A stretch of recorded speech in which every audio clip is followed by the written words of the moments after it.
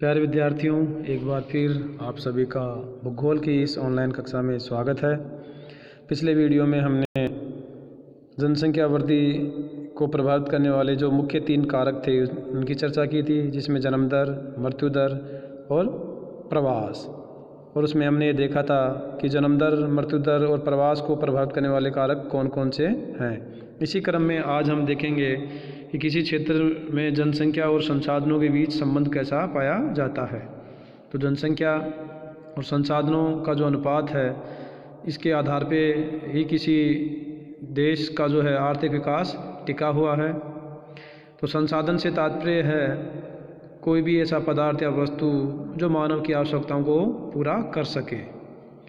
तो जनसंख्या और संसाधन जो संबंध है, इसमें हम ये देखते हैं कि किसी भी क्षेत्र का जो आर्थिक विकास है या वहाँ के लोगों का जो जीवन स्तर है वो किस तरह का है।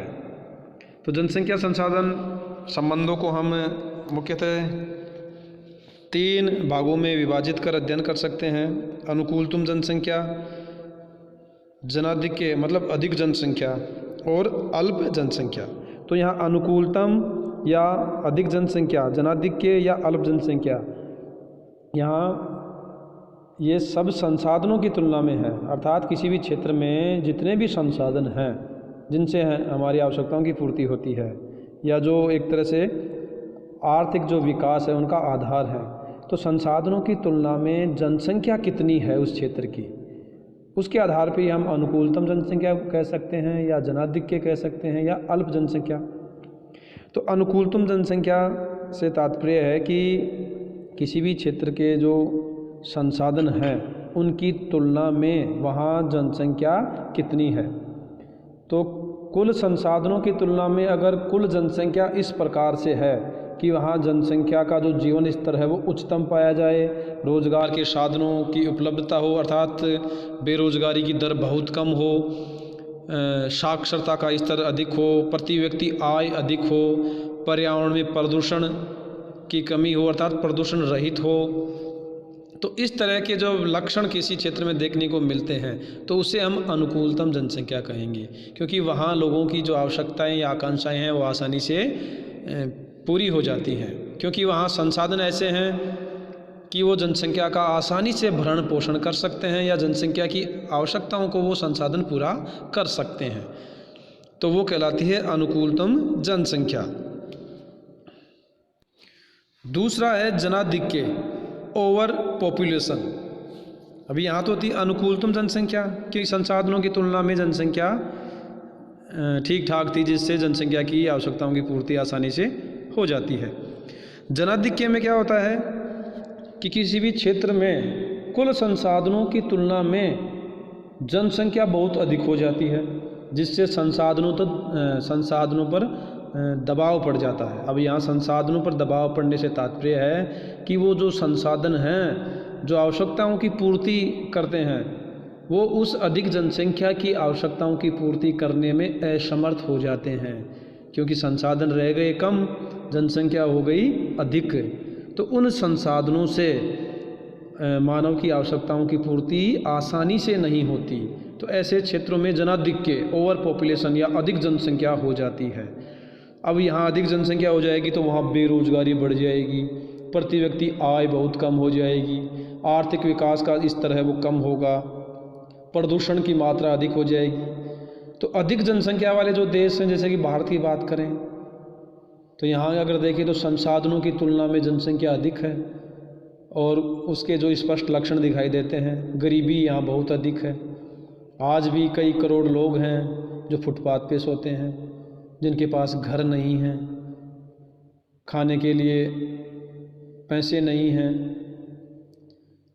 दूसरी जो कई तरह की बीमारियां हैं या अपन देख रहे हैं कि प्रदूषण है। तो इसका मतलब जिन क्षेत्रों में संसाधनों की तुलना में अधिक जनसंख्या हो गई वो जनाधिक्य, तो वहाँ जनसंख्या पर दबाव हो जाएगा, जनसंख्या का दबाव हो जाएगा किस पे, संसाधनों पर, क्योंकि वो संसाधन उनकी इच्छाओं की पूर्ति नहीं कर पाएंगे, वो सीमित हैं और जनसंख्या हो गई अधिक। अब जो जनाधिक्य है ये 2 तरह का होता है। एक तो पूर्ण जनाधिक्य और दूसरा सापेक्ष जनाधिक्य। तो पूर्ण जनाधिक्य से तात्पर्य है कि किसी क्षेत्र में जो संसाधन हैं उनकी तुलना में जनसंख्या अधिक है, और हमने जो भी है तकनीक उपलब्ध, हमारे पास जो भी तकनीकी ज्ञान है उसके द्वारा हमने उन संसाधनों का अधिक से अधिक उपयोग कर लिया, या उन संसाधनों का उस तकनीक से अधिक विकास कर लिया। तो तकनीक होने के बावजूद भी वो संसाधन उस जनसंख्या की आवश्यकताओं को पूरा नहीं कर पा रहे। तो उपलब्ध तकनीक होने के बावजूद भी किसी क्षेत्र के संसाधनों द्वारा जब जनसंख्या का भरण पोषण या आवश्यकताओं की पूर्ति नहीं हो पाती, उस स्थिति में जनसंख्या पूर्ण जनाधिक्य कहलाएगी, क्योंकि तकनीक भी उपलब्ध है और संसाधन भी हैं। तो उस तकनीक से हम अधिक से अधिक लोगों का जो है भरण पोषण कर रहे हैं, आवश्यकताओं की पूर्ति कर रहे हैं, फिर भी जो है कुछ लोग जो हैं उनमें वो स्तर नहीं है जो होना चाहिए, तो ये पूर्ण जनाधिक्य कहलाएगा।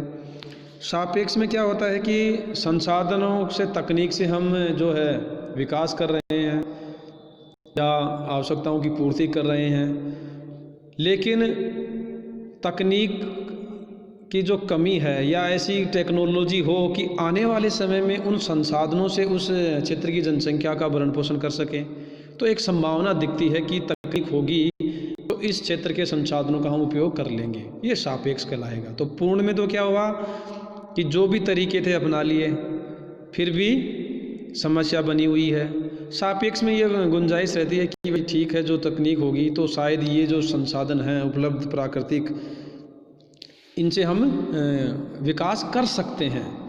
तो इस तरह जनाधिक्य में जो है संसाधनों पर अधिक दबाव होता है और उस क्षेत्र के लोगों का जो जीवन स्तर है वो काफ़ी कम होता है। ऐसे ही जो अल्प जनसंख्या है, यहाँ ये जनाधिक्य का विपरीत हो जाएगा कि संसाधनों की तुलना में जनसंख्या का जो है अभाव है या जनसंख्या कम है। तो ऐसे क्षेत्रों में संसाधनों का पूरी तरह से विकास नहीं हो पाता, क्योंकि वहाँ जनसंख्या की कमी है और उन संसाधनों का पूरा उपयोग नहीं लिया जा रहा। तो ऐसे जो संसाधन हैं वो अधिक जनसंख्या का भरण पोषण कर सकते हैं, जो कि कम जनसंख्या का कर रहे हैं। तो ये कम जनसंख्या वाले ऐसे क्षेत्र हैं जहाँ संसाधनों की उपलब्धता अधिक होती है और जनसंख्या की कमी के कारण उन संसाधनों का पूरी तरह से उपयोग नहीं कर पाते। अल्प जनसंख्या में भी दो प्रकार हैं, एक तो है पूर्ण जनाभाव और एक सापेक्ष जनाभाव। तो पूर्ण जनाभाव से तात्पर्य है कि जो भी उपलब्ध संसाधन हैं उनकी तुलना में जनसंख्या कम है, कि जितने भी संसाधन हैं उनकी तुलना में जनसंख्या कम है, ये पूर्ण स्थिति हो गई। सापेक्ष में क्या है कि उपलब्ध संसाधनों की तुलना में जनसंख्या कृत्रिम या प्राकृतिक कारणों से कम हो गई, या तो मृत्यु दर अधिक हो गई जैसे कि महामारी हो गई, या वो अन्य कारणों से जनसंख्या में कमी आ जाए।